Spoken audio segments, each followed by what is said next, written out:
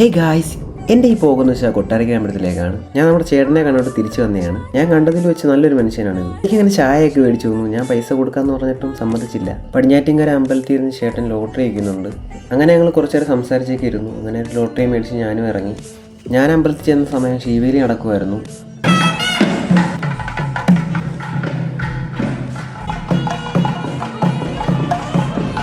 ഇതാണ് നമ്മുടെ ഇന്നത്തെ ക്ലയൻറ്റ് വിനീത് ബ്രോ. വാവയുടെ ചോറൂണാണിന്ന്. കൊച്ചു നല്ല കരച്ചിലായിരുന്നു, സൗണ്ടൊക്കെ കേട്ടിട്ടായിരിക്കാം. അങ്ങനെ തുലാഭാരവും ചോറൂണും ഒക്കെ കഴിഞ്ഞു. നമ്മളങ്ങനെ പ്രസാദമൊക്കെ കിട്ടി. ഞാനങ്ങനെ അവിടെ ഇരുന്നപ്പോൾ എനിക്കൊരു അമ്മ കൊണ്ട് തന്നെയാണ് ഉണ്ണിയപ്പം. ഇപ്പോൾ വാവയുടെ കുറച്ച് കരച്ചിലൊക്കെ കുറഞ്ഞിട്ടുണ്ട്. അങ്ങനെ ഞങ്ങൾ കുറച്ച് ഫോട്ടോസ് എടുക്കാൻ പടിഞ്ഞാറ്റിൻകര അമ്പലത്തിലോട്ട് തിരിച്ചു വന്നിട്ടുണ്ട്. ഇതാണ് ഇവിടുത്തെ നന്ദികേശൻ. അങ്ങനെ ഞങ്ങൾ കുറച്ച് ഫോട്ടോസ് ഒക്കെ എടുത്ത് ഇനി പോകുന്നത് ധന്യ ഹോട്ടലിലേക്കാണ്. എല്ലാവരും അത്തം പിടിക്കുമ്പോൾ നമ്മൾ ധന്യ ഹോട്ടലിലോട്ടൊന്ന് പിടിച്ചു. അങ്ങനെ അവിടുത്തെ മസാല ദോശയൊക്കെ കഴിച്ചുകൊണ്ടിരുന്നപ്പോൾ നമ്മൾ ആലോചിച്ചത് നമ്മളൊന്നും ഉണ്ണിയപ്പം മേടിച്ചിട്ടില്ല. അങ്ങനെ തിരിച്ചു പോയി ഉണ്ണിയപ്പമൊക്കെ മേടിച്ചു. അങ്ങനെ കൊട്ടാരക്കര അമ്പലത്തിൽ ഉണ്ണിയപ്പത്തിൻ്റെ കാര്യം ഫേമസ് ആണല്ലോ, പറയേണ്ട കാര്യമില്ല. അങ്ങനെ അവരെല്ലാം തിരിച്ചു പോയി, നമ്മളും തിരിച്ചു പോയി.